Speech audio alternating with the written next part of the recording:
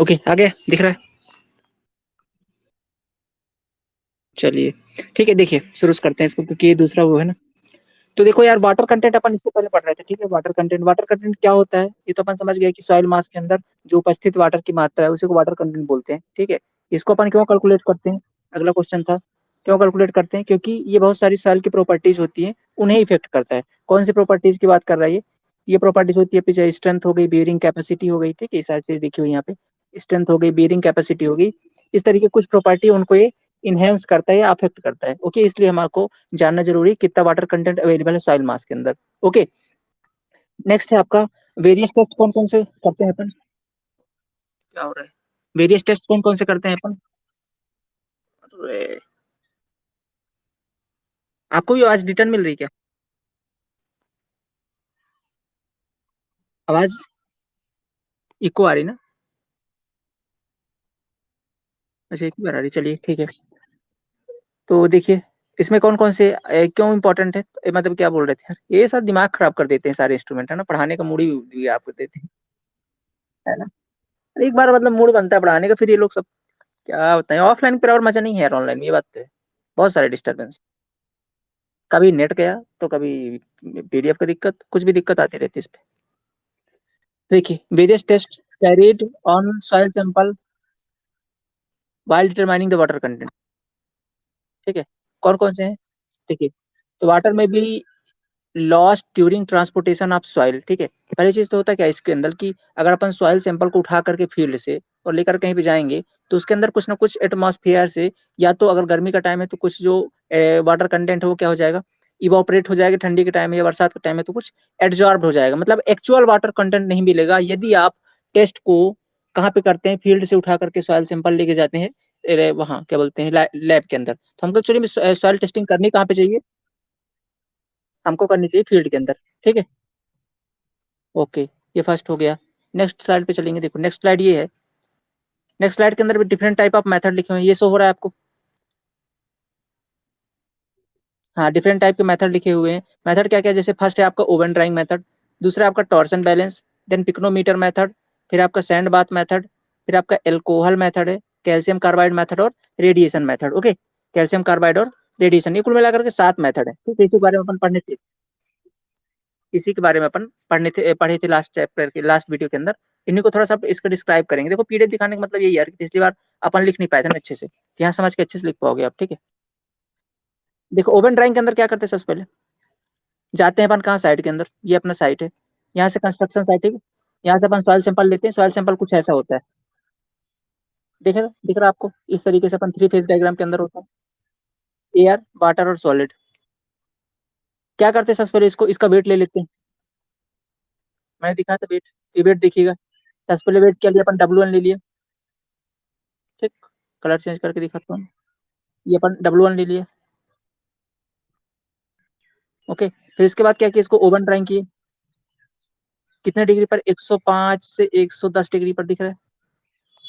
105 से 110 पर ही, क्यों, क्योंकि इसी टेम्परेचर पर जो इसके अंदर वाटर अवेलेबल है, कौन सा वाला वाटर, तो इसके अंदर जो वाटर अवेलेबल है आपका स्ट्रक्चर, सॉरी, कैपिलरी वाटर और एडजॉर्ब वाटर, वो इसी टेम्परेचर पर इवापोरेट होगा, है ना, इसी टेम्परेचर पर इवापोरेट होगा। हमको यही चाहिए, अगर ज्यादा गर्म कर देंगे तो स्ट्रक्चरल वाटर इवापोरेट हो जाएगा, आगे अभी इसी के अंदर आएगा, वो चीजें पढ़ेंगे अपन, ठीक है। और फिर क्या चीज है, अगला क्या है, अच्छा देखिए, ये ओवन ड्राइंग करने के बाद जो इसके अंदर वाटर क्या हो गया, इवापोरेट हो गया, बचा क्या आपका, एयर बच गया और सॉलिड बच गया, ये वाला पार्ट। तो इसका वेट ले लेंगे अपन W2, ओके। वाटर कंटेंट क्या होता है, weight of water with respect to weight of solid, मतलब W1 में से W2 अगर माइनस कर दोगे तो ऊपर वेट ऑफ वाटर मिल गया, और आउट ऑफ करेंगे W2 किसका वजन है, ये वाले पार्ट का, ठीक है। अब अगर इसमें अंदर देखो, इसके अगर इस सॉलिड का वजन चाहिए, तो एयर का तो वजन होता नहीं है, तो इस वाले पार्ट के अंदर किसका किसका वजन है आपके, सॉलिड का और कंटेनर का, तो सॉलिड में से कंटेनर का वजन घटा देंगे, ठीक है। कंटेनर का वजन घटा देंगे तो आपको क्या मिल जाएगा, सिर्फ सॉलिड का वजन मिल जाएगा। ये वाला पार्ट हो गया आपका नीचे सॉलिड का वजन, ऊपर हो गया वाटर का वजन। हाँ, तो बढ़ा दो, बता दो व्यापम वाले में पढ़ा है। तो लाइव तो गया होगा नोटिफिकेशन, किनको, अच्छा हाँ, ठीक है तो अभी तो आता है व्यापम वाले में। बोल दो आ जाए, हो गया जी। ठीक है चलिए, काटी नहीं करें। ठीक है, देखिए नेक्स्ट आइए। इसके बाद क्या है, ये क्या बोल रहे थे, W1 क्या है, weight of empty container plus wait of solid का वजन था प्लस वेट ऑफ वाटर का, तीनों चीज का। ठीक है, weight of empty container plus wait of solid plus wait of water. दूसरा W2 क्या है, weight of empty container plus wait of solid. अब अगर अपन W1 में से W2 घटाएंगे तो देखो, वेट ऑफ एम्प्टी कंटेनर से weight of empty container cancel हो गया। ठीक है, वेट ऑफ सॉलिड से वेट ऑफ सॉलिड कैंसिल हो जाएगा, घटाएंगे तो घट जाएगा ना दोनों, बच क्या गया केवल आपके पास, वेट ऑफ वाटर बच गया ना। तो हमको वेट ऑफ वाटर ही तो चाहिए था, है कि नहीं। तो वेट ऑफ वाटर आपको मिल गया, ये वाला पार्ट, ये जो वाला पार्ट है आपको वेट ऑफ वाटर, ये अगर मिल गया आपको, ठीक है, ये वाला part, okay, wait of water. तो ऊपर क्या आ गया आपका वेट ऑफ वाटर, नीचे वेट ऑफ सॉलिड है। तो वेट ऑफ सॉलिड क्या होता है, मतलब टोटल W2 जो आपका है, इसके अंदर दो चीजें हैं अब, wait of solid plus container का वजन। ठीक है, तो इसमें क्या करिए साहब, आप इस W2 में कंटेनर का वजन घटा दीजिए, तो आपको मिल जाएगा क्या, आपको मिल जाएगा वेट ऑफ सॉलिड। इस तरीके से अपन वाटर कंटेंट फाइंड कर लेंगे। ये सब चीजें पढ़ चुके हैं, इसमें अपन थोड़ा सा जल्दी पढ़ ले तो कोई इशू नहीं है ना, क्योंकि इसको अपन अच्छे से बोर्ड के अंदर पढ़ चुके हैं। समझेंगे, जहाँ पे समझ में ना आएगी बताइएगा, बाकी इसके अंदर बहुत अच्छे से लिखी हुई चीजें। इसके बाद क्या देखिए, why do we maintain the temperature between 105 से 110। अब देखिए ये इसके बारे में पूरी डिटेल मिलेगी यहाँ पे, आप ये पीडीएफ देख लीजिएगा आप, ठीक है, इसमें ज्यादा कुछ है नहीं, पढ़ा दिए सारी चीजें। क्यों हमको 105 से 110 डिग्री टेम्परेचर मेंटेन करना होगा। देखो अभी क्या बना हुआ है, जैसे मान लेता हूँ कि ये आपका क्या है, पूरा एक स्ट्रक्चर है, ठीक है। इसके अंदर होता है क्या, चारों तरफ सॉइल के पार्टिकल, बीच में जो जगह होती है इसके चारों तरफ आपका पानी भरा होता है। जैसे मैं बात करूँ इसकी, ठीक है, ये वाला पार्ट है जो, ठीक है, ये वाला, ये जो गैप यहाँ पर पे आपका क्या भरा है, वाटर भरा हुआ है। ठीक है, तो अपन क्या किया, यहाँ पे एक सॉइल पार्टिकल को उठा कर ले गए हैं, ये वाले सॉइल पार्टिकल को। अब देख रहे हैं, देखो, तो इसकी अपेक्षा बहुत कम होते हैं, समझिएगा बात को, क्या बोलना चाहता है ये। ठीक है, क्या बोलना चाहता है ये, कि देखो अगर जो सॉइल का पार्टिकल है, अगर एक पार्टिकल को अपन उठा करके देखते हैं तो इसके चारों तरफ जो कांटेक्ट सरफेस है वो इस पार्टिकल की अपेक्षा बहुत कम होता है, क्योंकि यार पार्टिकल ही इतना छोटा रहता है, तो उसके अगल बगल वॉइड कितने कम होंगे, तो पानी जो है भरा उसकी मात्रा थोड़ी सी निग्लिजिबल रहती है। ठीक है, तो हम यहाँ पे देखते हैं कि जो पानी है वो एक सॉइल के अंदर पाया कितने प्रकार का जाता है। ठीक है, जो सॉइल के चारों तरफ होता है वो कितने प्रकार कॉन्टेक्ट सरफेस में चिपका रहता है, तो अपन इसके बारे में पढ़ चुके थे। सबसे बाहर क्या होता है आपका, ग्रेविटी वाटर, देन इसके बाद कैपिलरी वाटर, फिर होता है एडजॉर्ब वाटर, और सबसे बीच में क्या होता है आपका, सॉइल सॉलिड। ठीक है, सबसे बीच में सॉइल सॉलिड, या इसको एक तरीके से और जानते हैं अपन सॉइल सॉलिड वाले पार्ट को, क्योंकि सॉइल सॉलिड भी एक प्रकार का वाटर का ही होता है, वाटर से मिलकर ही बना होता है, जिसको बोलते हैं अपन स्ट्रक्चरल वाटर। ठीक है, क्या होता है ये, स्ट्रक्चरल वाटर। ओके, तो इसमें आपको दिख रहा होगा बढ़िया अलग अलग तरीक कलर से, इसलिए बोलता हूँ अपने पास कम से कम 4-5 कलर की पेन रखिए, तो थोड़ा ज्यादा मजा है लिखने में, है ना, कि सबसे बाहर वाला कलर सही वाला लिखा है ना, समझ रहे हैं। तो इस तरीके से आपको नोट, आपकी अगली बार नोट्स बनाने हैं। आ गया कुंभज, आ गया। ओके, और कौन, राजा भी आ गया। दो ही लोग हो कुंभज वैसे। चलिए ठीक है, देखो यार, है ना, ये अपन उस दिन जो था मिस कर गए थे ना, आप लोग लिख नहीं पाए थे, तो अपन आज पीडीएफ शेयर करके समझा दे रहे, एक बार हल्का हल्का समझा रहे, क्योंकि सारी चीजें बोर्ड में बहुत अच्छे से पढ़ा चुके हैं। तो उसको पढ़ लियो, ये वाली चीजें देख लो, समझ लो, और इससे आप लोग लिख लेना, या तो डायरेक्ट पीडीएफ रख लेना, लिख लो, ज्यादा बेटर है ना। आप देखिए, हाँ पीडीएफ आप यही अपलोड कर देंगे टीचमेंट पे, ठीक है, डाउनलोड कर दीजिएगा। इसके बाद क्या है, अब क्वेश्चन ये है कि यार ओवन ड्राई करने पे कौन सा वाटर वे, देखो कितना बढ़िया लिखे उन्होंने ये पता है, जो अपने टीचर थे ना वो हमको पढ़ाते भी ऐसे ही थे, है ना, कि मतलब चीजें आप सीख जाओ, ठीक है कि नहीं, मतलब एकदम सिखाने के तरीके से, तो भी ऐसे लिखते थे कि अब क्वेश्चन ये है कि ओवन ड्राई करने पर कौन सा वाटर वेपोराइज होगा। ठीक है, तो देखो कितना, हाँ ऐसे लिखना आप लोग को बना बना के बढ़िया सा, ठीक है। अरे आप मेरे नोट्स पढ़ोगे ना तो आपको मतलब ऐसा लगेगा, कभी ऐसा लगेगा ही नहीं कि आप बोर हो रहे हो नोट्स पढ़ने में, क्योंकि हर जगह मैंने अपने तरीके से इतना बना के लिखा ना, कि मैंने कहीं पे निमोजी बना दिया स्माइली का, कहीं पे अपने तरीके से कुछ स्टोरी बना के लिख दी, कहीं पे कोई डायग्राम बना के लिख दिया, है ना, ऐसे करके। तो नोट्स हमेशा अपने तरीके से बनाना चाहिए, पिक्चर फॉर्म पे बना के रखो, याद रहे, ठीक है। अब देखो मान लो एक खेत है, ठीक है, कोई खेत है, ये मान लो खेत है, कोई साइड बोल सकते हो। ठीक है, अब अभी अभी यहाँ पे क्या किया गया है, इरिगेशन, यहाँ पे सिंचाई करी गई है, ठीक है, यहाँ पे सिंचाई करी गई है। अब यहाँ से आप सॉइल सैंपल उठा रहे हो, इसके नीचे से, अभी यहाँ पे सिंचाई हुई, यहाँ से आप क्या कर रहे हो, सॉइल सैंपल उठा रहा हूँ, ठीक है। देखो उठा लिया अपन सॉइल सैंपल। अब नेक्स्ट स्लाइड पे चलते हैं। तो क्या होगा, ये मैंने क्या किया, अभी अभी सॉइल सैंपल उठाया ना, कहाँ से, तुरंत इरिगेशन हुआ है इसके अंदर, ठीक है, खेत के अंदर। तो इस सॉइल सैंपल को मैं बड़ा करके देख रहा हूँ, मेरे को इस तरीके से दिख रहा है, ठीक। ये एक बड़ा सा सॉइल सैंपल जो बीच में है। अब इसका जो बीच वाला पार्ट है, एकदम गोला सा छोटा सा वाला पार्ट, ठीक है, इसको मैं दिखाता हूँ किसी कलर से, इसको मैं दिखाता हूँ पीले कलर से, ये वाला पार्ट, ठीक है, जी चलो ठीक है, हाईलाइट करता हूँ ये वाला पार्ट, ठीक है। बीच वाला जो पार्ट है ना, पीला वाला दिख रहा है आपको, बीच वाला पार्ट, एकदम बीच वाला। ये वाला पार्ट कौन सा है आपका, ये वाला पार्ट है एकदम सॉइल सॉलिड का, ठीक है। इसके बाद जो दूसरा वाली लेयर है उसकी बाहर वाली, ये वाली पार्ट है आपकी एडजॉर्ब लेयर की, ये देखो यहाँ पे लिखा हुआ है, ठीक है। किसकी लेयर है, एडजॉर्ब लेयर की, ओके। ये वाली किसकी लेयर है, एडजॉर्ब लेयर की। देन इसके बाद क्या है आपका, उसके बाहर वाला क्या है आपका, कैपिलरी लेयर, ये इधर गया हुआ है, ये देखो, ये कैपिलरी लेयर। देन इसके बाद क्या है आपका, सबसे बाहर वाला आपका ग्रेविटी, ये वाला ग्रेविटी गया हुआ है। अब इनके बारे में थोड़ा थोड़ा लिखा हुआ है यहीं पे, ठीक है। यहीं पे डायग्राम में थोड़ा सा इनके बारे में लिखा हुआ है, देखो क्या क्या है कि सबसे पहले ग्रेविटी वाटर के बारे में देखिए। It is found in the large size pores. ये जो ग्रेविटी वाटर है बहुत बड़े बड़े साइज के छिद्रों में पाया जाता है, पोर्स मतलब छिद्र, छिद्रों में पाया जाता है, जिससे सरफेस टेंशन का इफेक्ट कम होता है और जिससे ग्रेविटी के इफेक्ट के कारण वह बह करके नीचे टेबल वाटर टेबल में चला जाता है, ठीक है। क्या मतलब है कि जो ग्रेविटी वाटर है ये सॉइल के अंदर बड़े बड़े पोर्स में पाया जाता है। अगर कोई चीज बड़े पोर्स के अंदर पाई जाएगी, अमाउंट ज्यादा होगा वाटर का, अमाउंट ज्यादा तो उसके अंदर सरफेस टेंशन कम रहेगा। देखो सॉइल के अंदर पानी रुकता क्यों है, सरफेस टेंशन के कारण, ठीक है, रुकता है। तो अब बड़े छिद्र के अंदर सरफेस टेंशन कम है तो ग्रेविटी का इफेक्ट ज्यादा हो गया, ग्रेविटी का इफेक्ट ज्यादा हुआ तो खिसा कर कहाँ चला गया, वाटर टेबल के अंदर। पहली बात क्लियर होगी। तो ये तो मिलता रहता नहीं है हम लोग को।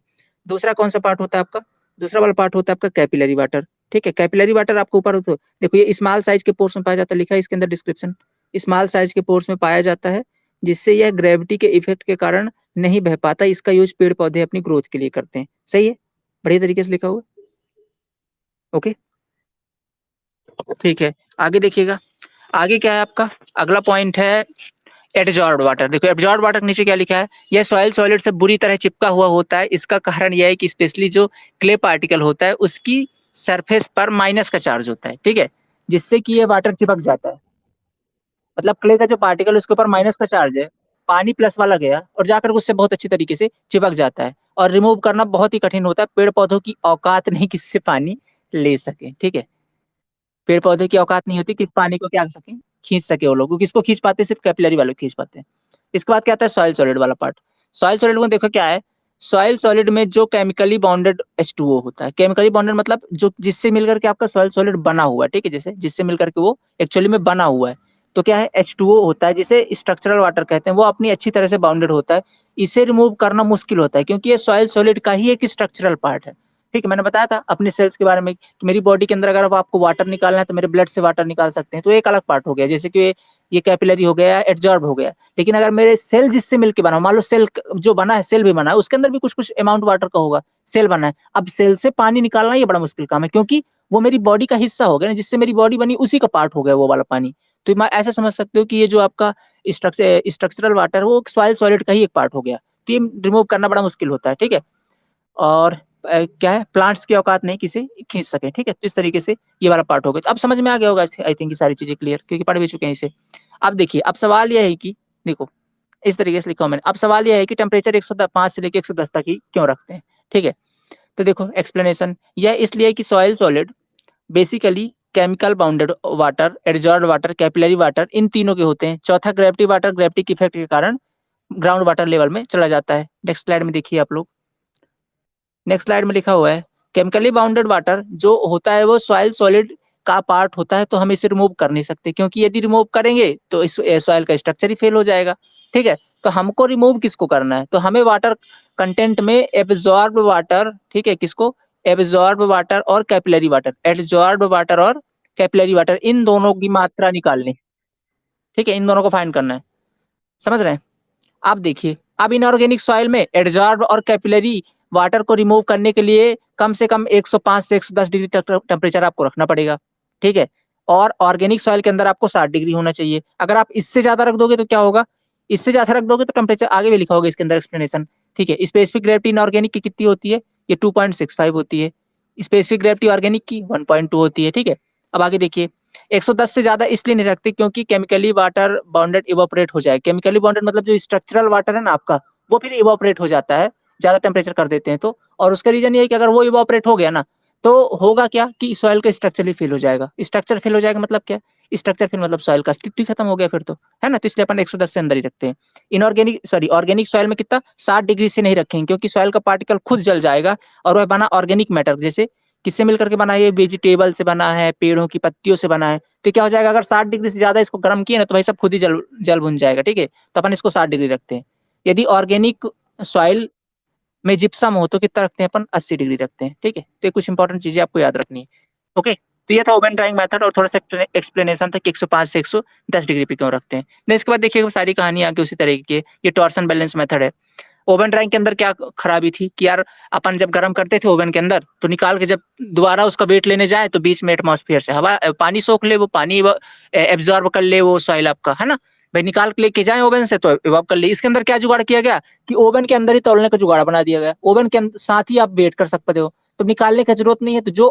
तो जो वाटर कंटेंट वो एक्चुअल मिल रहा था, जो वाटर कंटेंट आपका सॉइल गर्म करने के बाद, मतलब ओवन में रख के निकालने के बाद जब अपन वेट करने के लिए ले जाए, तो उस टाइम पे जो एब्जॉर्ब कर ले वो अपना कर पाएगा, क्योंकि अब साथ में तौल ले रहे हैं, अपन निकाल ही नहीं रहे ओवन से साथ में तौल ले रहे हैं। तो ये एक बचत हो रही, बस इसी के अंदर ये किया गया। देखो इसमें मैंने ये सब बना के दिखा दिया है। सॉइल सैंपल को निकाला, फर्स्ट प्रोसेस के अंदर क्या किया है, ये फर्स्ट प्रोसेस नाम दे दिया, वेइंग मशीन के अंदर रखा और W1 वेट ले लिया। ठीक है, सेकंड प्रोसेस के अंदर क्या किया, ओवन ड्राइंग के अंदर रखा। थर्ड प्रोसेस के अंदर क्या किया, ओवन ड्राइंग को ही वेट, अब चूंकि यहाँ पे अलग दिखाया हुआ है, लेकिन ये ओवन ड्राइंग ही के, ये जो ओवन ड्राइंग को ही उठा करके, ऐसा नहीं कि ओवन ड्राइंग को उठा करके अपन वेटिंग मशीन के अंदर रख लेते हैं, या ओवन ड्राइंग के अंदर ही तौलने का जुगाड़ होता है, निकालना नहीं पड़ता। ठीक है, तो इस तरीके से। अब देखो आगे इसका, आगे जो है तो इसका डिस्क्रिप्शन भी लिखा होगा।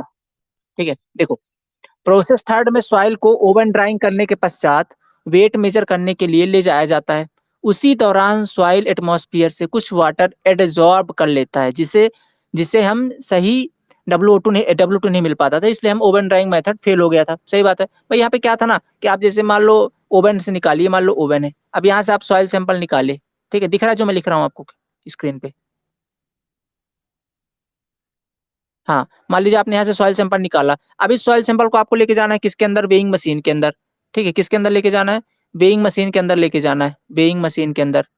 अब अगर वेइंग मशीन के अंदर आप लेके गए, उसी दौरान ये क्या किया, ये जो सॉइल सैंपल है आपका, ये आपका सॉइल सैंपल है, ये क्या कर लेगा, कुछ एटमॉस्फेयर से, ये मान लो एटमॉस्फेयर है, यहाँ से कुछ वाटर एब्जॉर्ब कर लिया। तो जो आपका एक्चुअल वाटर कंटेंट था वो नहीं मिल पाया ना यार, है कि नहीं? तो आपका जो पहला वाला था ओवन ड्राइंग, वो तो फेल हो गया मेथड। हो गया कि नहीं हो गया? इसीलिए इसके बाद टॉर्सन बैलेंस लाया गया कि भैया ये जो आफ्टर ओवन ड्राइंग के बाद अगर कुछ एटमॉस्फेयर से ले रहा है तो वो तो गड़बड़ है, उसको सॉल्व करने के लिए ओवन में ही तौलने का जुगाड़ बना दो। तो ये टॉर्सन बैलेंस मेथड कहलाता है। ठीक है, कौन सा मेथड है? टॉर्सन बैलेंस मेथड है, जिसके अंदर अपन क्या करते हैं, साथ में ओवन ड्राइंग और साथ में ही उसका वजन ले लेते हैं। ठीक है, टॉर्सन बैलेंस मेथड में ओवन ड्राइंग प्लस वेइंग दोनों साथ साथ हो जाता है, जिससे W2 सही मिलता है। साफ साफ लिखा हुआ है यहाँ पे। Okay, this method is for soil is that quantity absorb water from atmosphere. ठीक है, ओके, सही चीज है। आगे देखते हैं। अब इसके बाद कौन सा अपना पिक्नोमीटर मेथड है। ठीक है, तीसरा कौन सा है? Pycnometer method. ये पता है इसके अंदर आपको इतनी बार पेन चला हुआ क्यों दिख रहा है, कहीं पे हाइलाइटर दिख रहा है? क्योंकि इतनी बार पढ़ा हो चुका है ना।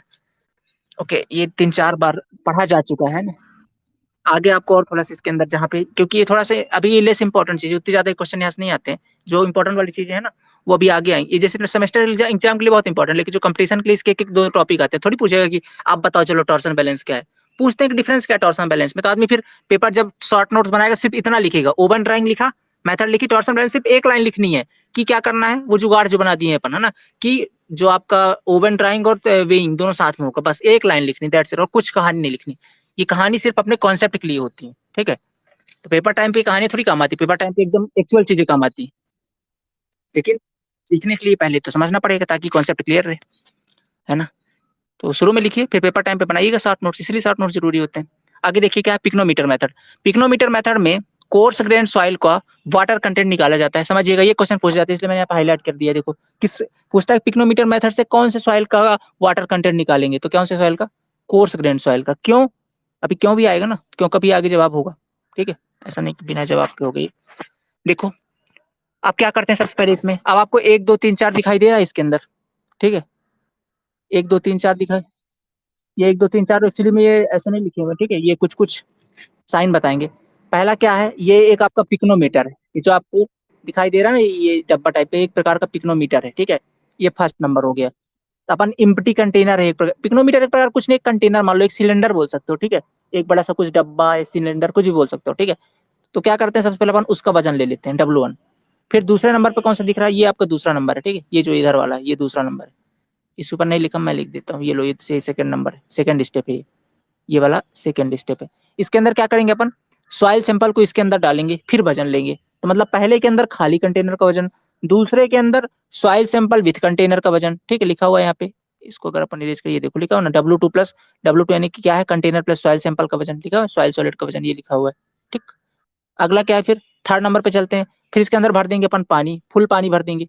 सॉइल सैंपल डाला, फिर पानी भर देंगे। अब तीसरा वाला क्या होगा, container plus soil solid plus water का वजन, तीसरा वाला, ठीक है। अब इसके बाद करेंगे, इस सबको बाहर फेंक देंगे निकाल के। अब सिर्फ कंटेनर के अंदर फुल पानी भरेंगे। अब चौथा वाला क्या है, कंटेनर और प्लस वाटर का वजन, बस। ये चार स्टेप आपको करने हैं उसके अंदर, ठीक है, पिग्नोमीटर मेथड के अंदर। फिर इसका एक फार्मूला है, फार्म फार्मूला ये है, ये लिखा हुआ फार्मूला वाटर कंटेंट निकालने का। ये आपका वाटर कंटेंट निकालने का फार्मूला है, ये इसको याद रखिएगा, ये वाला पार्ट क्या है, W2 minus W1 into GS-1 out of W3 minus W4 into GS और होल -1, ये फार्मूला है। इस फार्मूले पे रखेंगे, जितनी जितनी वैल्यू होगी डायरेक्ट अपने को मिल जाएगा क्या, पिक्नोमीटर मेथड से वाटर कंटेंट कितने, ठीक है। अभी GS क्या है, GS आपकी स्पेसिफिक ग्रेविटी है। अब ये कैसे निकालेंगे, अभी पिक्नोमीटर मेथड से कैसे निकालते हैं अभी आगे पढ़ेंगे, ठीक है। लेकिन GS की वैल्यू ये होती है। और जब आपसे न्यूमेरिकल पूछेंगे तो GS की वैल्यू डायरेक्ट दे देता है कि इसकी, ये जो आप सॉइल मास यूज कर रहे हो, इसकी स्पेसिफिक ग्रेविटी इतनी है, बता देगा। जैसे अगर इनऑर्गेनिक होगी तो 2.65 दे देगी, इनऑर्गेनिक होगी तो 1.2 दे देगा, ऐसा करके, ठीक है। सारी सॉइल मास की जो स्पेसिफिक ग्रेविटी है वो निकाल दी। अब बोलो भाई ये 2.65 आया कैसे, तो इसको भी निकालने के मेथड है, अभी आगे पढ़ेंगे, ठीक है। पिक्नोमीटर मेथड से अपन स्पेसिफिक ग्रेविटी भी निकाल सकते हैं, अभी आगे पढ़ेंगे, ठीक है। यहाँ पे आपको फार्मूला दिख रहा है, आपको फार्मूला दिख रहा है ना नीचे, GS बराबर इतना इतना इतना। ये क्या है, W2 minus W1 out of W4 minus W1 minus W3 minus W2, ये जो दिख रहा है ना, जो स्टेप अपन ने ऊपर किए सारा स्पेसिफिक ग्रेविटी के टाइम पे जब निकालेंगे पिक्नोमीटर, सब कुछ सेम करेंगे। अब इस वाले अगर फार्मूले में अपन रख दोगे तो GS निकल आएगा। मतलब अगर ये वाला नीचे वाला फार्मूला यूज किए तो GS निकल आया, ऊपर वाला यूज किए तो क्या निकल आया आपको, ऊपर वाला यूज किए तो आपको निकल आया वाटर कंटेंट। अगर आपको कुछ भी नहीं दिया तो आपको क्या करना है, पहले GS निकालना है, इसके बाद इस पे वाटर कंटेंट निकालना है, तब बन जाएगा कम, बन जाएगा। पहले GS निकाल लेंगे, फार्मूला ये सब W2 minus W1 W4 minus ये सब पता है आपको, W1 से लेकर W4 तक सब कुछ पता है ना। माइंड में ऐसे रखना है, देखो पहली बार क्या करना है, पिक्नोमीटर उठाया, उसको तौला तो W1, उसके अंदर सॉइल डाला तो W2, पानी डाला तो W3, सब कुछ फेंक के सिर्फ पानी भरा तो W4, बस। और इसके अंदर क्या किया, ये वाले फार्मूला फिट कर दें तो GS आ गया, ये वाला फिर वैल्यू पुट कर दी तो आपको वाटर कंटेंट आ गया। ऐसे माइंड में बना के रखो एकदम शॉर्टकट में, ठीक है। आए समझ में, ओके। आगे चले नेक्स्ट स्लाइड में। तो ये नेक्स्ट स्लाइड आपकी, ओके। अब इसके बाद है सैंड बाथ मेथड, ठीक है। इसके बारे में चंद शब्द लिखे हैं, देखो। इट इज फील्ड मेथड, ये अपन करते हैं, ये जितने भी मेथड पढ़े सब कुछ लैब में होता है, ठीक है। ये सैंड बाथ आपका फील्ड मेथड है। It is quick but less accurate, जल्दी होता है लेकिन एक्यूरेसी कम है, इसकी शुद्धता कम है। This method has provision of providing uniform heat. इसके अंदर क्या है कि जो हीट देते हैं ना, अपन गर्म करते हैं ना, ओवन ड्राइंग के अंदर भी अपन हीट देते हैं, इसके अंदर भी जो हीट देते हैं ना वो यूनिफॉर्म होता है, बराबर होता है। Temperature to soil mass for drying, uniform temperature दिया जाता है। कैसे देंगे टेम्परेचर भी देखेंगे, ठीक है। चलिए क्या करेंगे, कुछ नहीं, जुगाड़ सेम है। क्या है, साइट हुई, सॉइल सैंपल निकाला, ठीक है। पहले तो क्या करेंगे, एक वेइंग मशीन होगी, उसके अंदर अपना कंटेनर उसको रखेंगे और उसका वेट ले लेंगे। तो एम्प्टी कंटेनर का वेट कितना है आपका, W1 है। इसके बाद सॉइल सैंपल उठाया, लेके गए कहाँ पे, दूसरे वाले के अंदर, उसके अंदर ये कंटेनर के अंदर आपका सॉइल डाला, फिर उसका वेट किया तो W2 आया। मतलब एम्प्टी कंटेनर का weight W1, soil sample with container का वेट W2 है, ओके। आगे चलते हैं, ठीक है।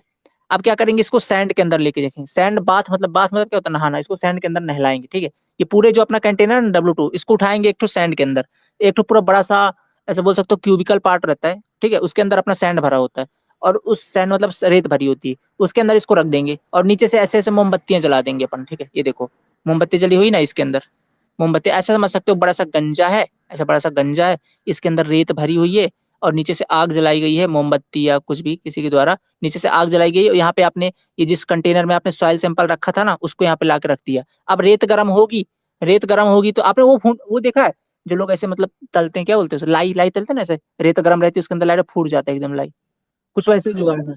हाँ, तो ऐसे ही रेत एकदम गर्म है, इसके ऊपर क्या रख दिया, सॉइल सैंपल। अब रेत की इसमें खासियत ये रहती है, पता है क्यों? क्योंकि इसमें यूनिफॉर्म मिलता है। ऐसा नहीं जैसे ओवन ड्राइम के अंदर इधर साइड से सॉइल को कम टेम्परेचर मिला, उधर से इसमें यूनिफॉर्म टेम्परेचर मिला, क्योंकि रेत तो बराबर गर्म रहती है, तो बराबर टेम्परेचर मिलता है, यूनिफॉर्म टेम्परेचर। लेकिन अब ये है कि कंट्रोल नहीं कर सकते।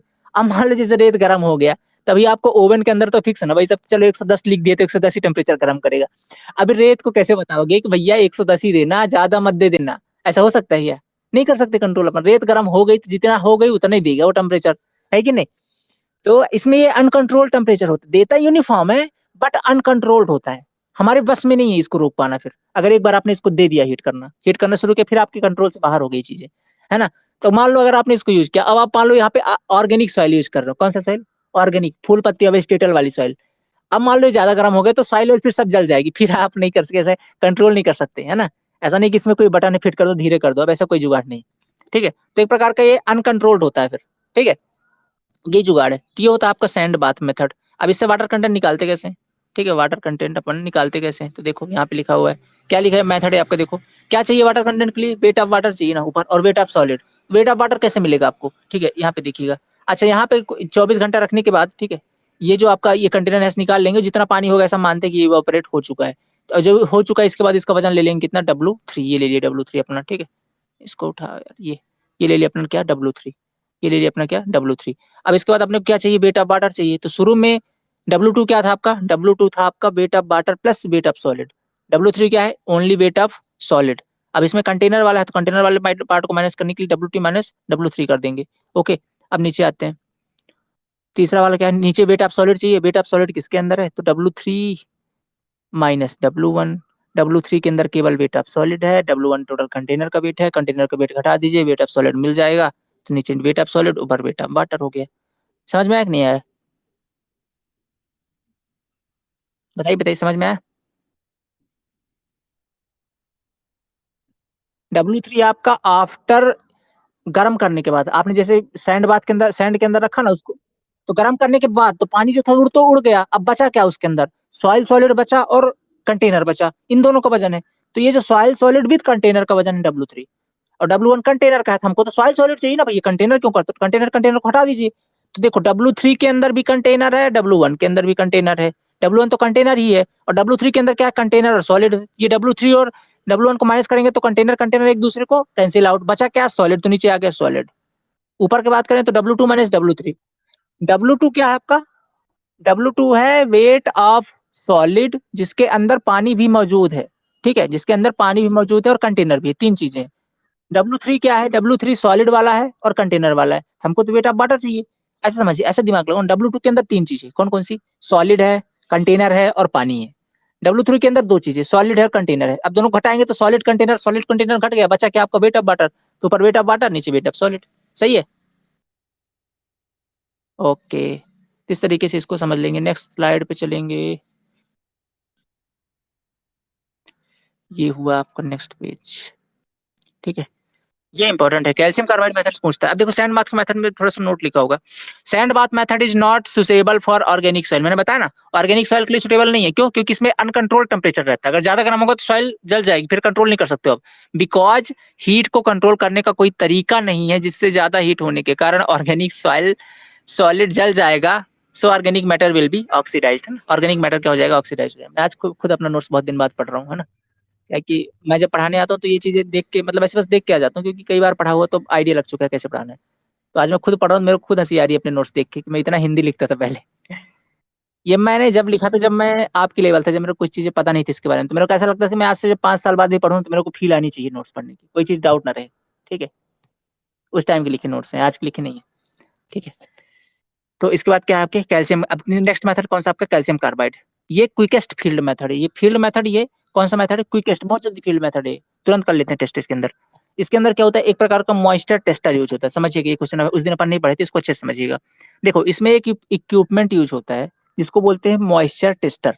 क्या बोलते हैं, ये लिखा है, लिख सकते हैं। ये क्वेश्चन पूछा जाता है कि कैल्शियम कार्बाइड में कौन सा यूज होता है, मॉइस्चर टेस्टर यूज होता है।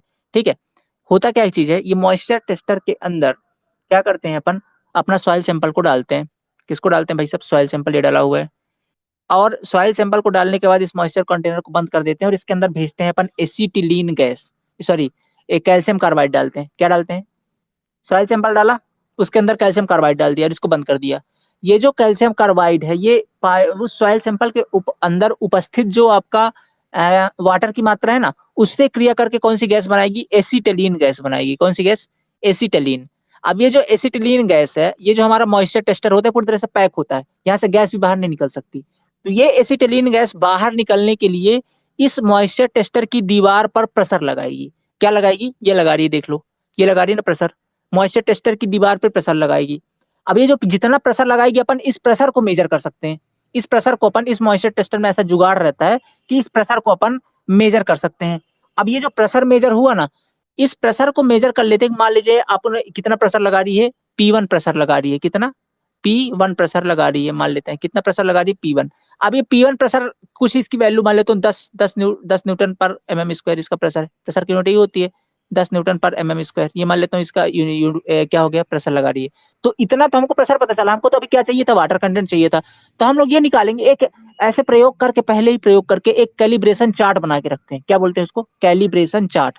वो कैलिब्रेशन चार्ट ये बताता है कि अगर अगर मॉइस्चर टेस्टर के अंदर जो प्रेशर आपका इतना है, तो उसके हिसाब से वाटर कंटेंट इतना है।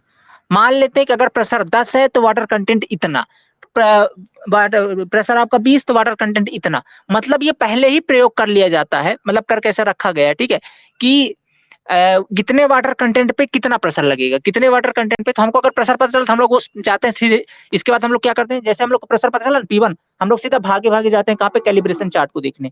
और जैसे ये कैलिब्रेशन चार्ट हमारे पास, ठीक है, ये हमारे पास एक कैलिब्रेशन चार्ट है, ठीक है, कैलिब्रेशन चार्ट। हम लोग जाते हैं सीधा कैलिब्रेशन चार्ट के पास और बोलते हैं भैया ये P1 प्रेशर लग रहा है, बताओ कितना ये कितना इसका वाटर कंटेंट होगा। तो उसके सामने वाली लाइन देखनी, अच्छा ये तो W1 वाटर कंटेंट होगा, हम डायरेक्ट देख लेंगे। ना वजन लेना ना कुछ लेना है। कुछ क्या किया अपन ने, एक मॉइस्चर टेस्टर नाम का रहता है पात्र, उसके अंदर सॉइल सैंपल डाला, कैल्शियम कार्बाइड डाली। तो कुछ टाइम बाद एक कैल्शियम कार्बाइड उसके अंदर उपस्थित मॉइस्चर से क्रिया करेगा और एसिटिलीन गैस बनाएगा। और ये एसिटिलीन गैस इस मॉइस्चर टेस्टर की दीवार पर प्रेशर लगाएगी। और जैसे प्रेशर लगाएगी, अपन प्रेशर को मेजर करेंगे और सीधा कैलिब्रेशन चार्ट पे जाएंगे। कैलिब्रेशन चार्ट देखेंगे कि भैया P1 प्रेशर के करस्पॉन्डिंग कितना वाटर कंटेंट है। देखा, अच्छा W1 है, तो इसके मतलब इसके अंदर W1 है। अब एक कैलिब्रेशन चार्ट बनाया, कैसे जाता है ये पहले ही, जैसे मान लो कहीं पे टेस्ट करना हो ना, ये पहले ही बना रखते हैं। ये होता है अपने डिपार्टमेंट पास, पहले बना के रखते हैं कि 10% पहले, कैसे 10% पानी मिलाएंगे, सॉइल एकदम एकदम ड्राई सॉइल लेंगे, फिर उसके अंदर 10% पानी मिला देंगे। फिर उसके हिसाब से देखेंगे अगर 10% पानी तो कितना प्रेशर, फिर 20% मिलाए, अच्छा 20% पानी तो कितना प्रेशर, फिर 30% मिलाए। ऐसा करके हर परसेंटेज पे अपना वाटर कंटेंट निकाल के रखते हैं और उसके हिसाब से प्रेशर निकाल के रखते हैं। ठीक है, ये निकालने के बाद अपन ये सारा चार्ट बना के रख लेते हैं और फिर जब जब टेस्ट करना हो साइड में, तो इसको लेके जाते हैं मॉइस्चर टेस्टर और ये कैलिब्रेशन चार्ट, और फटाफट करके 10 मिनट में चेक कर लेते हैं। तो जनरली फील्ड में यही यूज होता है। ठीक है, आज के डेट में कोई सैंड वैंड बात यूज नहीं करते हैं अपन, यही वाला यूज करते हैं टेस्ट के लिए, और ये बहुत सुटेबल है और सही सही मान देता है। आया समझ में? नहीं आया ये? बताइए बताइए। हाँ प्रैक्टिकल, वो तो प्रैक्टिकल फीलिंग या तो 2-4 बार पढ़िए तभी आएगी फीलिंग, है ना। बाकी टेंशन मत लीजिए, फीलिंग आ जाएगी, है ना। यार कुछ नहीं, इसके अंदर देखिए एक मॉइस्चर टेस्टर नाम का इक्विपमेंट है, सॉइल सैंपल डाला है, साथ में कैल्शियम कार्बाइड डाला है। अब भैया जो अपन सॉइल सैंपल उठाए कहाँ से उठाए होंगे? साइड से, तो उसके अंदर वाटर कंटेंट होगा। वो वाटर कंटेंट के साथ एक कैल्शियम कार्बाइड क्रिया करेगा और कौन सी गैस बनाएगा? एसिटिलीन। एसिटिलीन बोले तो एथिलीन को एसिटिलीन बोलते हैं, C2H2। ठीक है, तो ये एसिटिलीन गैस क्या करेगी? सो इसे इसके क्या बोलते हैं, मॉइस्चर टेस्टर की दीवार पर प्रेशर लगाएगी। जैसे ही प्रेशर लगाएगा उसको अपन मेजर कर सकते हैं, उसके हिसाब से, उस प्रेशर के हिसाब से, ठीक है, अपने को पता चल जाएगा अच्छा इतना प्रेशर लग रहा है तो इसके हिसाब से कितना मॉइस्चर कंटेंट है, बस निकाल लेंगे वाटर कंटेंट। ठीक है, ये कैलिब्रेशन चार्ट के पास जाके। और कैलिब्रेशन चार्ट बनाते कैसे हैं? तो पहले ही बनाया, यहाँ पे देखो लिखा हुआ डिस्क्राइब में। मतलब ड्राई सॉइल में पहले 10%, 20% इस प्रकार डालेंगे, ठीक है, और कितना वाटर कंटेंट है इसके हिसाब से प्रेशर निकाल लेंगे। ये लिखा हुआ है यहाँ पे, आराम से पढ़ना, शुद्ध हिंदी में लिखा हुआ है। ठीक है, ऐसा समझो कि ना ये जो नोट्स है ना, मैं आपके लेवल पे बैठा हूँ फिर बना रहा हूँ, तो किस तरीके से लिखा मैंने डिटेल में, तो आप सारी चीज एकदम बहुत अच्छे से फील कर पाओगे, है कि नहीं। इसके बाद क्या है, this method gives water content in terms of total weight. ये टोटल वेट के टर्म्स में देती है, क्योंकि यार यहाँ पे अपन ऐसा नहीं करते ना कि जो ऐसे देख चुकी अपना जो वाटर कंटेंट होता है क्या है, weight of water with respect to weight of solid होता है ना। लेकिन जो यहाँ पे वाटर कंटेंट मिलता है ना, with respect to total weight मिलता है। किसके रिस्पेक्ट में? ये अंतर है इसमें बस। किसके रिस्पेक्ट में? याद रखिए कि पूछता है कि जो टोटल वेट के रिस्पेक्ट में वाटर कंटेंट कौन सा मेथड देता है, तो कैल्शियम कार्बाइड मेथड देता है। That's it. ठीक है, बस बाकी कुछ नहीं इसके अंदर, यही था आपका कैल्शियम कार्बाइड मेथड। फिर आपकी और भी कुछ क्या नहीं, बस हो गया। ये दो और चीजें और है, ये नॉट मच इंपॉर्टेंट, ज्यादा इंपॉर्टेंट नहीं। अल्कोहल मेथड और radiation method not much important, सिर्फ नाम याद रखना कि ये भी मेथड होते हैं। अब देखो एक इंपॉर्टेंट नोट्स लिखा हुआ है यहाँ पे, पिक्नोमीटर मेथड की सहायता से कोर्स ग्रेन सॉइल का वाटर कंटेंट निकालते हैं। ये मैंने वहां पे बताया था, इसका रीजन नहीं बताया था ना क्यों निकालते हैं, क्योंकि देखो जब अपन पानी भरते हैं सॉइल के अंदर, याद होगा फर्स्ट स्टेप के अंदर क्या करते हैं, कंटेनर का वजन। सेकंड स्टेप के अंदर क्या करते थे, सेकंड स्टेप के अंदर उसके अंदर सॉइल सॉलिड डाल के वजन, फिर पानी डाल के, देन उसके बाद सिर्फ पानी डाल के। तो जब तीसरे वाले की स्टेप के अंदर अपन पानी डालेंगे ना सॉइल सैंपल में, तो उसके अंदर बुलबुले बनेंगे। क्या बनेंगे, बुलबुले। और उन बुलबुले को अगर अपन फाइन ग्रेन सॉइल का यूज करेंगे तो बुलबुले बहुत छोटे छोटे बनते हैं। तो उन बुलबुलों को अपन कंप्लीटली रिमूव नहीं कर पाते हैं किसमें, फाइन ग्रेन सॉइल में अगर अपन पानी डाल रहे हैं तो, क्योंकि बहुत छोटे बुलबुले बनते हैं तो रिमूव नहीं कर पाते आसानी से। तो उसके अंदर कुछ गैप रह जाता है, उसके अंदर उसकी एक्चुअल वैल्यू हमको नहीं मिल पाती है, क्योंकि जहां बुलबुले रहेंगे वहां पे पानी नहीं है, और जहां पे पानी नहीं मतलब वहां पे वॉल्यूम खाली रहेगा, और अपन तो फुल वॉल्यूम मान रहे हैं क्योंकि पूरे वॉल्यूम में पानी है। ठीक है, तो इसलिए बहुत छोटे बुलबुले बनते हैं और हमको accurate value fine grain soil की नहीं मिल पाती। तो अपन क्या करते हैं, अपन coarse grain soil, coarse grain soil के अंदर जो बुलबुले बनते हैं वो बड़े बड़े बनते हैं, और अगर बुलबुले बड़े बनेंगे तो अपन आसानी से फाइन कर पाएंगे। ठीक है, आसानी से रिमूव कर पाएंगे।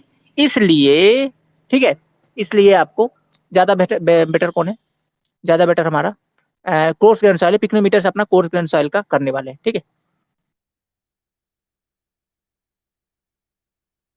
आया समझ में, कौन सा वाला, पिक्नोमीटर। अच्छा अच्छा अच्छा, चलिए। Determine the specific gravity of water. ठीक है, अब ये स्पेसिफिक ग्रेविटी निकालना है, सेम चीजें पिक्नोमीटर मेथड से ही निकालना है। ठीक है, पिक्नोमीटर मेथड से ही निकालना है, इसके बारे में बताया पिक्नोमीटर मेथड से कैसे निकालते हैं अपन। ठीक है, क्या होता है पहली बात तो specific gravity, weight of solid out of weight of water having same volume as that of solid. ये अपन पढ़ भी चुके हैं कई बार है ना लेक्चर में, कि स्पेसिफिक ग्रेविटी क्या होती है, वेट ऑफ सॉलिड का, और नीचे वेट ऑफ वाटर, कितना वाटर, हैविंग सेम वॉल्यूम, उतना वाटर का वजन जितना कि आपका सॉलिड का वॉल्यूम है। मतलब आपने जो सॉलिड लिया है इसका वॉल्यूम लीजिए, फिर इसका वजन कीजिए। ठीक है, तो उतने वजन का पानी ले लीजिए।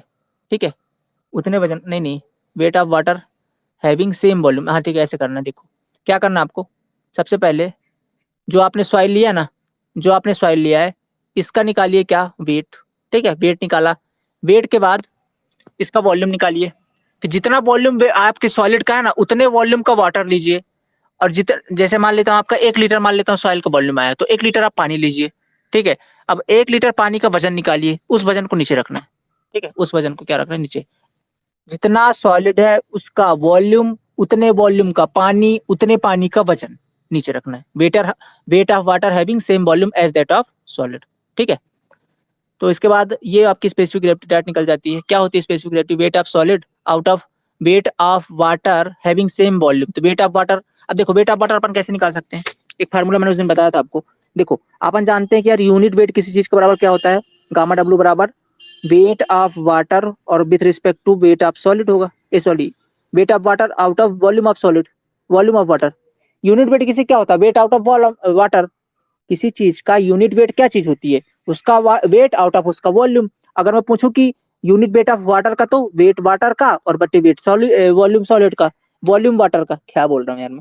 ठीक है, यूनिट वेट किस चीज का क्या चीज होती है, वेट, उस चीज का वेट और उस चीज का वॉल्यूम। अगर मैं यूनिट वेट वाटर का निकाल रहा हूँ तो वेट वाटर का बटे वॉल्यूम वाटर का, ये चीज होती है ना। अब मुझे एक बात बताइएगा, अगर मेरे को निकालना क्या है, वेट ऑफ वाटर निकालना है। ठीक है, वेट ऑफ वाटर, तो मैं इस वॉल्यूम ऑफ वाटर का गुणा कर दूंगा यूनिट वेट के साथ, तो क्या हो जाएगा आपका गामा डब्लू इंटू का वी डब्लू। सही है, ये मिल जाएगा आपको W W, wait of water. अब ये बोल रहा है कि आपको जो वेट ऑफ वाटर लेना है उसमें वॉल्यूम वाटर का नहीं चाहिए, वॉल्यूम आपको सॉलिड का चाहिए, सॉलिड के बराबर होना चाहिए। मतलब ये जो वी डब्ल्यू किसके बराबर होगा, आपके वी एस के, वॉल्यूम ऑफ सॉलिड के बराबर होगा। तो बस इसकी जगह आपको वी एस पुट कर देना है। तो क्या हो जाएगा आपका वेट ऑफ वाटर, ये दिया हुआ है यहाँ पे, gamma V S into gamma W. समझ में आया, V S into gamma W क्यों किए हैं, समझ में आया क्यों किए हैं। देखिए देखिए, थोड़ा और समझिएगा आसानी से, इसको करते हैं अपन इरेज। पहले आप ये पढ़िए, इसको पढ़िए, क्या दिया हुआ ये फार्मूला पढ़िए, वेट ऑफ सॉलिड, ऊपर वाला तो क्लियर वेट ऑफ सॉलिड है, तो वेट ऑफ सॉलिड डब्ल्यू समझ में आ गया है, कोई दिक्कत नहीं है ना, ठीक है। Weight of water having same volume is that of solid, wait of water लेना है आपको, उतने वेट का वजन लेना है जितना वॉल्यूम का आपका सॉलिड है, जितने वॉल्यूम का सॉलिड है ना उतने वॉल्यूम का वाटर लीजिए, फिर उसका वजन रखना है नीचे, समझ रहे हैं, जितने वॉल्यूम का सॉलिड है उतने वॉल्यूम का वाटर और उसका वजन, उसको रखना नीचे, ये होता है आपकी स्पेसिफिक ग्रेविटी। अच्छा ये निकालेंगे कैसे, मिलेगा कैसे, तो देखिएगा, अगर आप यूनिट वेट किसी चीज का निकालते हैं तो वो होता है आपका गामा, अगर आप वाटर का निकाल रहे हैं तो वो होगा गामा डब्लू। यूनिट वेट बराबर होता है आपका वेट और बटे का वॉल्यूम, अपन निकाल रहे हैं किसका, वाटर का, इसलिए weight of water with respect to weight volume of water. यहाँ तक क्लियर, कोई दिक्कत नहीं, ये वाली जो मैंने लाइन लिखी सही है। अब अगर मैं पूछूं कि आप वेट ऑफ वाटर बताइए, तो वेट ऑफ वाटर निकालने के लिए आप यहाँ पे क्रॉस मल्टीप्लीकेशन करेंगे, इसके बटे एक करके, इसका गुणा इसके साथ और इसका गुणा इसके साथ करेंगे ना, तो ये डब्लू डब्लू बराबर भी डब्लू का गुणा आपका गामा डब्लू से होगा, तो गामा डब्लू इंटू का भी डब्लू, बात सही है। अब एक बात बताइए, ये भी डब्लू क्या है, वॉल्यूम ऑफ वाटर है, वॉल्यूम ऑफ वाटर है, लेकिन क्या बोल रहा है, वेट ऑफ वाटर आपको निकालना, तो वेट ऑफ वाटर तो हम लोग निकाल रहे हैं, ठीक है, वेट ऑफ वाटर मिल गया, लेकिन कितना, having same volume is that of solid, कितने वॉल्यूम का वेट निकालना है, जितने वॉल्यूम का आपका सॉलिड है, तो मतलब यहाँ पे वॉल्यूम तो वाटर है, तो इस जो वॉल्यूम ऑफ वाटर है किसके बराबर होगा, वॉल्यूम ऑफ सॉलिड के, क्योंकि यहाँ पे क्या बोल रहा है, उतने वेट उतना वेट निकालिए वाटर का, उतना वेट निकालिए जितना वॉल्यूम का सॉलिड है, ठीक है, जितना वॉल्यूम का सॉलिड है, तो ये जो वी डब्ल्यू है किसके इक्वल हो जाएगा, सॉलिड के वॉल्यूम के, ठीक है, तो अपन इस वी डब्ल्यू की जगह अगर इक्वल है बीच में, तो अपन इस वी डब्ल्यू की जगह बी एस को रख सकते हैं, तो इस वी डब्ल्यू की जगह बी एस पुट कर देंगे, तो ये जो वॉल्यूम निकल कर, ये जो वेट निकल कर आएगा, ये उतने वॉल्यूम का होगा, ठीक है, जितने वॉल्यूम का आपका सॉलिड है, उतने वेट का, उतने वॉल्यूम का वाटर का वेट, ठीक, क्लियर हुआ कॉन्सेप्ट, ओके, चलिए समझिए इसको, गीतांजलि आप क्या समझ,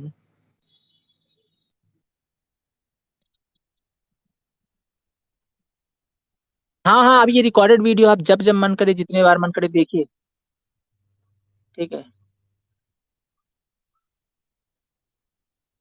हाँ भैया क्या कर सकते हैं बताइए, ठीक है, इसके बाद देखिएगा, हाँ, अब ये डब्ल्यू एस को क्या लिख सकते हैं, gamma s into v s लिख सकते हैं, वही गामा बराबर डब्ल्यू बटे बी एस, तिरक गुणा किया तो gamma s into v s, और बाकी सेम, तो बी एस से बी एस कैंसिल हो गया, गामा एस बटे गामा डब्ल्यू, है ना, अब ये गामा एस बटे गामा डब्ल्यू अपन रो एस बटे क्या बोलते हैं, रो जी लिख सकते हैं, क्योंकि गामा बराबर क्या होता है, रो जी होता है, गामा बराबर क्या होता है आपका, रो इंटू का जी, ये यूनिट वेट होता है, ये आपकी डेंसिटी होती है, ये आपकी स्पेस, ये आपकी क्या होती है, ग्रेविटी होती है, ठीक है जी, है ना, तो ये रो बराबर गामा जी होता है, तो ऊपर वाला अगर देखेंगे तो रो एस है, तो ये जी एस हो गया और ये जी एस हो गया, नीचे देखेंगे तो रो डब्ल्यू है, तो क्या आपका रो डब्ल्यू, तो ये जी डब्ल्यू हो गया इंटू जी एस हो गया, ये जी एस हमेशा सबके लिए इक्वल होता है, ये जी एस कैंसिल हो गया, बचा क्या आपका rho S out of rho W, clear है, तो ये हो गया आपका इस तरीके से, तो ये होती है आपकी स्पेसिफिक ग्रेविटी, ठीक है, मेथड इसको सेम निकालने का, इससे पिछले वाले में पढ़े थे ना अपन, मेथड निकालने की सेम मेथड है, वही पिक्नोमीटर मेथड करेंगे यूज, ये देखिए सेम मेथड पिक्नोमीटर मेथड है, ये first step, second step, third step, सब कुछ लिखा हुआ है ना, सब कुछ सेम है, कुछ नहीं करना है एक्स्ट्रा, W1 फिर ड्राई सॉइल डाले, फिर पानी डाले, फिर पानी बस भरे, उसका वजन ये वाला फार्मूला लगाए, बस सिंपल यार, कुछ नहीं इसके अंदर, ठीक है, W2 minus W1 out of W4 minus W1 minus W3 minus W2, ठीक है, अब इसके बारे में कुछ लिखा हुआ है, नॉर्मली जीएस कितने टेम्परेचर पर कैलकुलेट करते हैं, 27 डिग्री पर, suppose temperature is more than other than 27 degree, 27 degree से मान लो कुछ और है 27 के अलावा, तो चेंज नहीं होगा इन चेंज इन फील्ड कंडीशन, तो ये जो आपका गामा एस गामा डब्ल्यू होता है, यह टेम्परेचर के साथ चेंज नहीं होता, देखो है क्या चीज, क्या बोल रहा है अभी सब कि 27 डिग्री पर आपको लेना है, मान लो 27 डिग्री ना हो तो क्या हो जाता है एक्चुअली में 27 डिग्री, देखो दो चीजें होती हैं स्पेसिफिक ग्रेविटी के अंदर, एक होता है गामा एस मतलब यूनिट वेट ऑफ सॉलिड, और एक होता है आपका gamma W unit weight of water. अब देखो जो यूनिट वेट ऑफ वाटर है ना, सॉरी सॉलिड है ना ऊपर वाला, इसको तो भाई साहब आप गर्म कर दो ठंडा कर दो फर्क ही नहीं पड़ता, उदासीन प्रकृति का आदमी है ये, टेम्परेचर के साथ इसका कोई ज्यादा संबंध है नहीं, है ना, ये टेम्परेचर के साथ इसका कोई ज्यादा रोल है नहीं, तो रोल है क्या, मतलब गामा एस को तो फर्क नहीं पड़ता टेम्परेचर से, फर्क पड़ता किसको है, गामा डब्लू को है, फर्क किसको पड़ता है, गामा डब्लू को, क्योंकि जो गामा डब्लू है आपका, ठीक है, गामा डब्ल्यू की जो मैक्सिमम डेंसिटी कितनी होती है, 4 डिग्री सेल्सियस पर मैक्सिमम होती है, आप जानते हो कितनी होती है, 1000। टेम्परेचर फिर जब आप बढ़ाने लग जाओगे ना, तो इसकी डेंसिटी कम होने लग जाएगी। इसकी जो मैक्सिमम डेंसिटी आपको मिलती है वो मिलती है, ठीक है, इसकी जो मैक्सिमम डेंसिटी मिलती है आपको कितने डिग्री पर मिलती है, 4 डिग्री सेल्सियस पर। टेम्परेचर बढ़ता है तो इसकी डेंसिटी कम होने लग जाती है, डेंसिटी कम होगी तो ये गामा डब्ल्यू भी कम हो जाता है, ठीक है। इसलिए आपका ऐसा माना जाता है कि इसको आपको 27 डिग्री पर ही निकालना चाहिए, ठीक है, क्योंकि 27 डिग्री पर एक फिक्स रहती है इसकी वैल्यू। इसके बाद क्या है, जीएस, ये एक फार्मूला लिखा है, इसको आपको याद रखना है, जीएस इंटू गामा डब्ल्यू बराबर GS T degree Celsius into gamma T degree. अब इसका यूज कहाँ पे, जब अपन न्यूमेरिकल करेंगे ना अभी अगले वीडियो में, तब समझेंगे इसका यूज कहाँ पे, ठीक है। इस वाले टेम्परेचर को फिलहाल याद रखिएगा, ठीक है, फिलहाल याद रखिएगा, लेकिन यूज है इसका आगे। तो इस तरीके से ये स्पेसिफिक ग्रेविटी हो गई, इस तरीके से ये स्पेसिफिक ग्रेविटी हो गई, ओके। नेक्स्ट स्लाइड में देखेंगे अपन,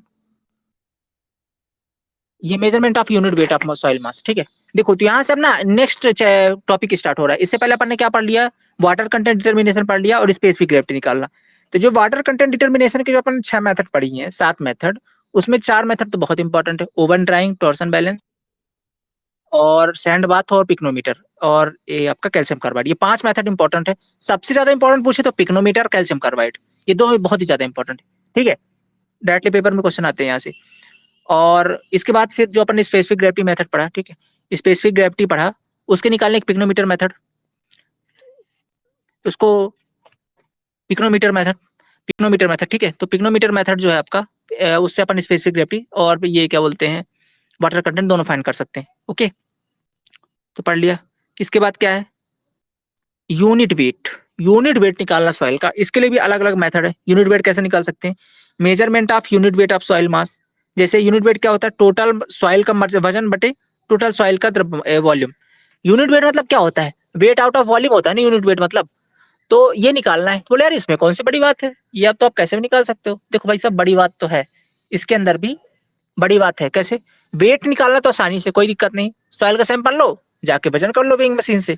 वॉल्यूम निकालना डिफिकल्ट है, क्योंकि सॉइल का कोई आकार फिक्स नहीं ना यार। अगर आप मान लो फील्ड से ला रहे हो तो क्या उसका कोई आकार है फिक्स, तो वॉल्यूम फिर कैसे बताओगे, बताइए।